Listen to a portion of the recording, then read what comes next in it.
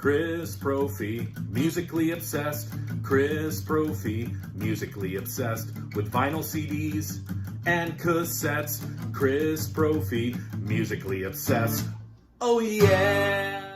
All right, let's get into some hard rock, heavy metal, and punk vinyl finds. The first one I want to show you is by a band called Girl. And if you look at that picture, you might recognize a couple faces. The lead singer, this is Phil Lewis. He went on to be the lead singer in LA Guns.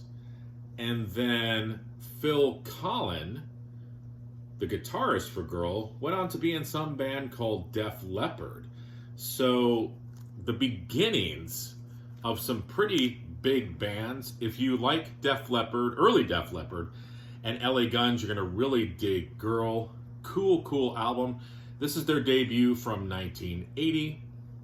It's got some hard rock vibe to it. It's got some new wave of British heavy metal vibes to it. It's even got a couple songs that sort of have like an 80s post-punk kind of new wave vibe. I'm talking about the tunes Strawberries and Passing Clouds. So very, very cool record. Check out the band Girl. And again, this is their debut entitled Sheer Greed. All right, how about the mighty Krokus? This is their sixth album from 1982 entitled One Vice at a Time. Check out that hype sticker. All right, this album includes a cover of the Guess Who's American Woman, and it also includes the tune Long Stick Goes Boom. You know, a lot of people say they were a AC/DC ripoff. I mean, I can hear definitely the AC/DC influence in the band, but Krokus definitely had their own sound. Very, very cool, heavy band. If you like that era of music, I would definitely check out Krokus. All right, something different. Let's move to the SST label. This is a band called Gone, and this is their debut album, Let's Get Real, Real Gone for a Change. This is instrumental music that features Greg Ginn from Black Flag on guitar. So it's the madness and the heaviness and the punk and the experimental music of Black Flag, but without the singer. So what's cool about this, though, is that the rhythm section that played on this album went on to be the rhythm section in Rollins' solo band. So Rollins basically stole Greg Ginn's rhythm section. Gone was a cool instrumental band. When they first started, they would open up shows for Black Flag. This is a very, very cool record, their debut, Let's Get Real, Real Gone. Next, on the subsidiary label of SST, that would be Cruise Records. I'm talking about the band All. And this was the last album by them to feature the singer, my favorite singer from All, Scott Reynolds. This is their album Percolator.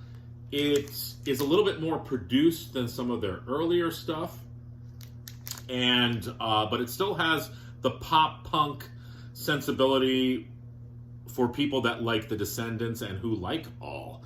This is one of my favorite albums by them. It includes some of my favorite songs. I love Nothing. I love Dot. Wonder is a great tune. They even do a song that could have been, it's got sort of a Kiss vibe to it, the song Hot Plate. And Scott Reynolds is showing off his vocal ability on the tune Breathe. But listen to the first song, Charlatan. It's an instrumental that opens up the record, but it just shows you how talented these guys were. So All's album Percolator, I've always loved that cover too. Check out Scott Reynolds' solo stuff as well. He's got an album called Chihuahua and Buffalo, acoustic stuff, really good. All right, more 80s for you.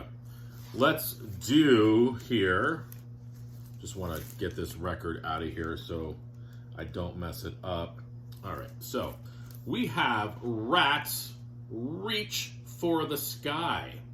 All right, and you can tell by the hype sticker that includes the song I Want a Woman and Way Cool Jr. I remember the video for Way Cool Jr. on MTV. Playing all the time. I love this song. This is a great album. This was their fourth record. As I said, I Want a Woman, Way Cool Jr. I love the opening, City to City, Don't Bite the Hand That Feeds. I mean, side 2 is great as well. Chain Reaction, No Surprise, Bottom Line, What's It Gonna Be, What I'm After. Great, great tunes. This album didn't really sell as well as previous Rat albums. You know, the cover was a little strange. I like the cover, but it doesn't really look like a typical Rat cover. Regardless, it's a great record. I think the record company sort of gave up on it. I was reading some stuff like, you'll notice the hype sticker says that it includes the single What's It Gonna Be. I don't think they ever really released that as a single. I think it was a plan to, but it ended up becoming a B-side of one of the singles on the next record, I believe. Aaron Mitha Alamer can correct me because I could be wrong, but check out if you're a Rat fan, you know this album. I think it's great. All right, and of course, this is on the Atlantic label, that classic Atlantic label that we all know and love. All right, this one's kind of hard to find. When I came across it, I was very surprised. The album by Badlands, their debut. All right. And if you know, you know. Jakey Lee on guitar and keyboards, Ray Gillen on vocals, phenomenal vocalist. And then you've got Eric Singer on drums. You might recognize Eric Singer's, I can't even say his name. Eric Singer's name from the band Kiss. This is a great hard rock, heavy metal album. This is also on that Atlantic label as well. If you find it in your travels, you don't come across it that often, definitely pick it up. Killer, killer record. And let's end with Britny Fox's 1991 album entitled Bite Down Hard. This was the first to feature singer Tommy Paris on vocals.